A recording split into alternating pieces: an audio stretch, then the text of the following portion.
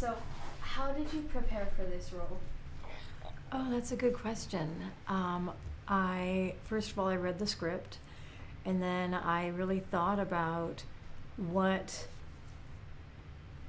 in context of the story, what Chloe needed, and how I could best be of service to her.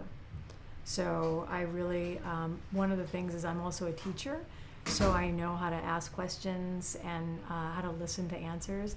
And the great thing is that Trish kept letting me ad-lib questions, so I really was just taking off what I was getting from the gorgeous Alexis, who played Chloe, and that's my prep, is that I really, really thought a lot about what was needed. What did Chloe need? How could I be of most service?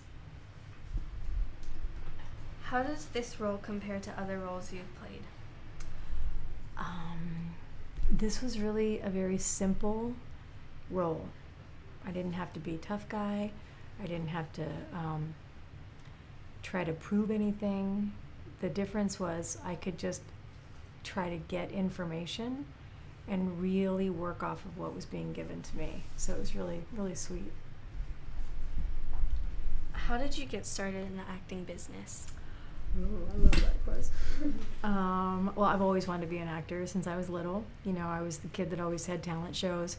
I was the star, the director, the producer, and, you know, would make everybody watch them. So when I was about 22, I was working as a waitress, and there was a director that was shooting a movie in Portland, and he said, come and be an extra, and I was an extra. And then from there I went to a cattle call and got picked to play Harvey Keitel's love interest in a teeny tiny role that actually ended up getting cut, but that was it. From there I've been pursuing this since I was about 22 years old, professionally.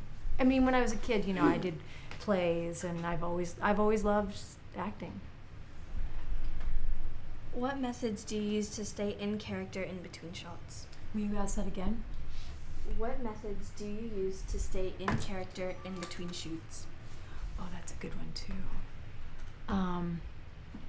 I've stopped being embarrassed or stopped feeling like it was an issue if I needed time away from crew and other cast. So let's say we're shooting something, and, you know, in between takes there's a lot of setup, there are a lot of people, there's snacks, there's laughter, there's all kinds of things, and I used to get really caught up in that, and then it would be more difficult for me to get back into, you know, the scene.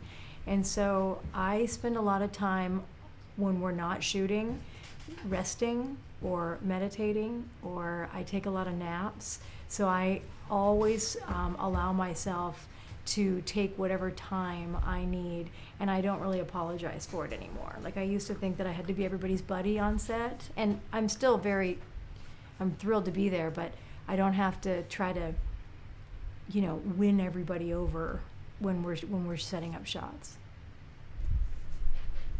Who inspired you as a kid to become an actor? Jessica Lange in the movie Frances. My mother took me to go see it. It was way above my age range. I think I was like 11 or 12.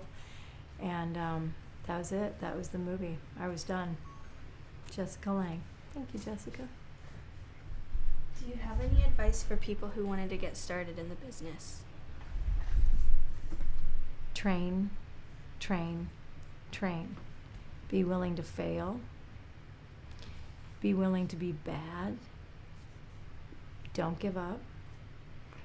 When something is difficult, you know, for me, the things that come easily, I don't really have to work at, but things that don't come easily to me, and they make me mad, and they make me want to quit, and they make me feel like everybody else is a big jerk because they get it and I don't. Those are always the things that I need, that when I get to the other side of them, I go, oh, thank God I had all that stuff happen to me. I think finding a teacher, finding a studio, and people have a lot of different theories about that. You know, that people will learn bad habits in acting class. I disagree. I still study. I mean, I've been doing this for 25 years, and I absolutely, because we change as people, so I'm different today than I was 5 years ago or 10 years ago. So the things that worked for me when I was younger, they don't really work for me as an actor anymore. So I'm a big believer in training and studying and being willing to fail.